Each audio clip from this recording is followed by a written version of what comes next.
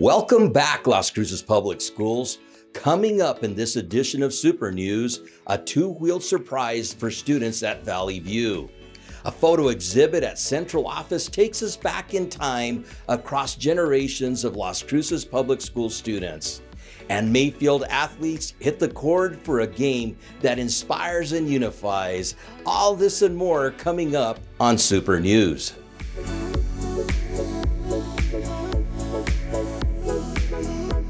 Hello and welcome to Super News.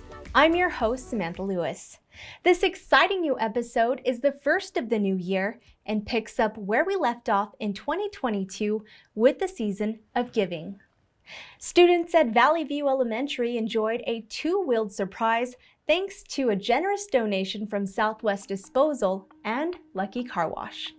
We are here with Valley View Elementary and we are giving away bicycles. It's the most exciting day. These bikes are provided by Southwest Disposal. They've been working all year, saving up scrap metal, applying for grants, shopping Black Friday sales, and they were able to buy 150 bikes this year. So we were able to provide bikes to 6 different elementary schools. So these kids got 25 bikes. And in addition and bonus to that, Lucky Car Wash, they gave away another 16 bikes. So we were able to give 41 bikes to kids at Valley View Elementary. We had the opportunity to help out a school that's close to our car wash and dog wash. And we thought it was a good time to give and remind the community that we're very thankful, especially for what they've done and especially the school. And just it was a chance for us to give back, I guess. I got to play Minecraft and then I got a bike. And it's walk to school day, I'll use my bike for it. In addition to the bikes, helmets were given to each lucky winner, courtesy of the New Mexico Brain Injury Advisory Council.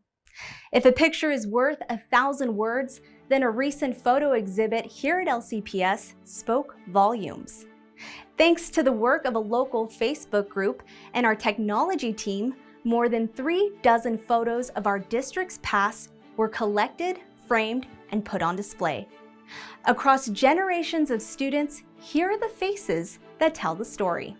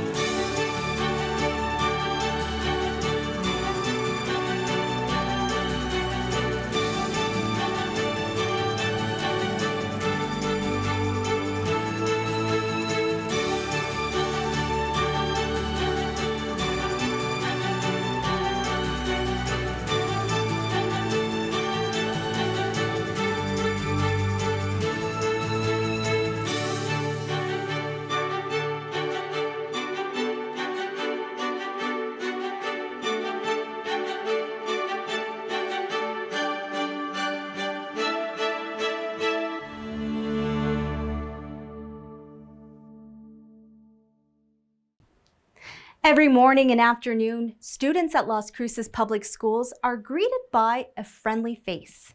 It is the work of our school crossing guards that help to make sure students arrive to school safely each day.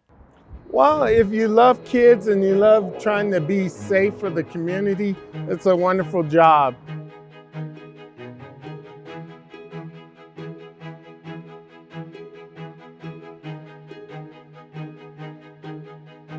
It's very important to have crossing guards. Our main focus is the safety of the children to get them across to and from school. So without having a crossing guard, it's really hard, especially like when they need their days and stuff. It's hard to find the coverage and stuff for them. But for the children, it's very convenient for them to be able to cross safely. And with the public and everything, there's a lot of speeders that go through these school zones. So it's just very important, that we have them out there. That way they can make sure that they get, to school safely. I know with COVID and everything that the crossing guards haven't had very many students going out there, so we're trying to reach out there and let the parents know that we do have crossing guards out there, use the crosswalks. They get to know everybody at their crossing, so it becomes like a familiar thing. Like they see the crossing guard and they're like, hey, you're here again. A lot of times these kids need somebody to look up to, so even the small task, it's kind of wonderful for the kids to look at you, and they do respect you for doing your job. Right now, the weather has been really cold for them. Cold weather is a little bit different, and the wind. But you're doing your safely job to make sure the kids get across when they do show up. So you handle whatever the weather might present. As a crossing guard, you are supposed to look at your surroundings. So we do communicate with LCPD a lot. We do communicate with me a lot. And it's a lot of times the crossing guards are out there, and I want to thank them for being out there because they're the ones doing majority of the work. Whatever may present itself that may come, you're supposed to be watchful and having a good attitude to do it. For centuries, the power of storytelling has always inspired people to think beyond what is possible. Local Southern New Mexico author Joe Hayes sat down with students at Hornado Elementary to take their imagination to a new destination. Joe Hayes has been writing and telling stories for many years to students across New Mexico. Hayes has published many books, most of them centered around local stories in the Southwest. Stories such as La Llorona, The Day It Snowed Tortillas, A Spoon for Every Bite, and many more. When students get to listen to one of his stories, it's a special treat as he puts on an animated performance for all to see and hear.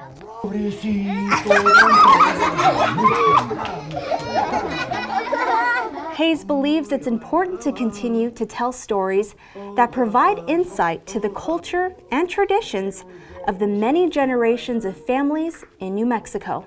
Many of the traditional stories that I know were originally passed along in Spanish, and I first encountered them in Spanish, but in print from the folklorists who collected them, mostly back in the 1930s and earlier than that, in the local dialect. And then I worked with those archives and got ideas and then developed them into the form that I gave to the stories. You can find stories by Joe Hayes at any of your local bookstores. Over at Booker T. Washington, students got a special visit from U.S. Senator Ben Ray Lujan. His visit came after an announcement that early childhood education would soon receive more state funding. Senator Lujan met with district leaders and community partners to thank them for their advocacy that helped spark change.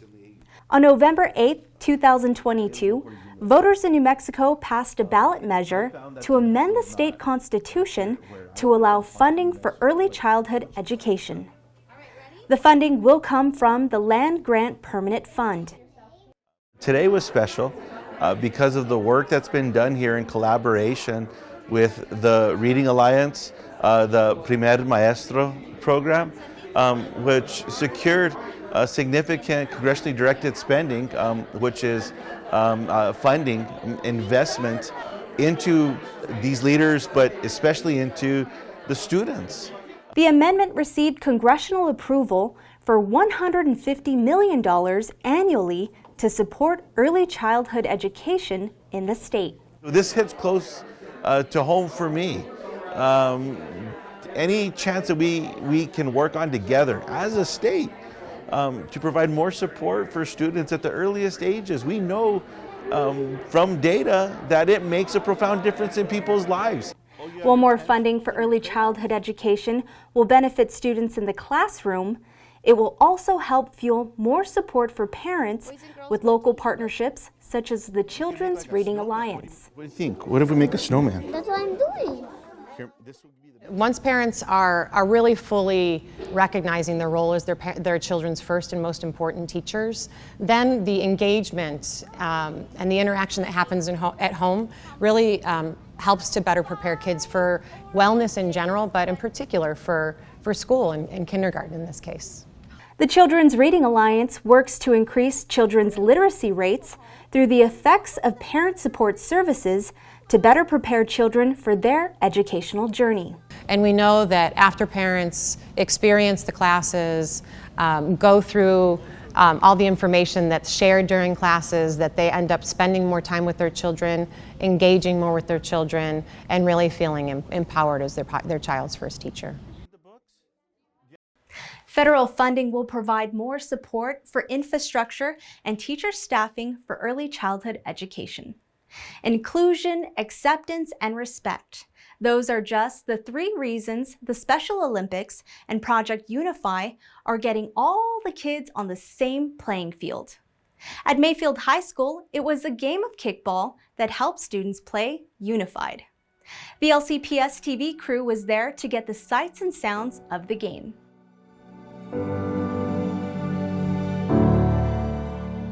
So we are here today to promote inclusion between students with and without disabilities.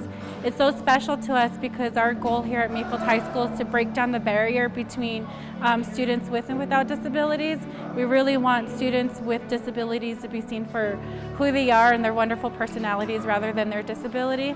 So that's pretty much what we try to do here at Mayfield, is just promote inclusion through sports and get the whole school involved, because then they understand what the meaning of inclusion is. So for our low incidence students, they feel included, they feel like they're a part of the school, they feel like they're welcomed. A lot of times when they're out in the hallway, they get recognized by their first name, they don't get recognized by their disability. So it's really neat to see our kids in action when we're like headed to the cafeteria or we're switching classes. They'll shout out one of our students' names and they'll go shake their hands, and you can just see their face light up and they smile really big. And so we've really seen a huge difference now that we've put on UCS events. So Special Olympics they hire 4 coaches per school. So we have 2 head coaches and we have 2 assistant coaches.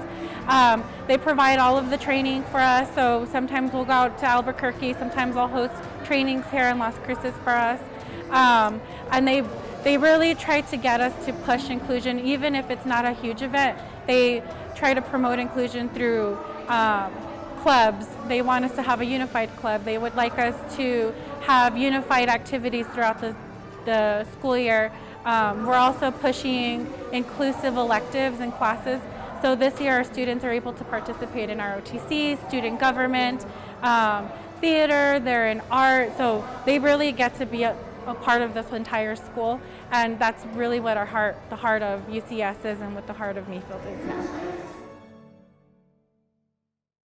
Mayfield High School is a unified champion school and has been recognized by the Special Olympics of New Mexico and ESPN as one of the top 5 schools in the nation for its inclusion.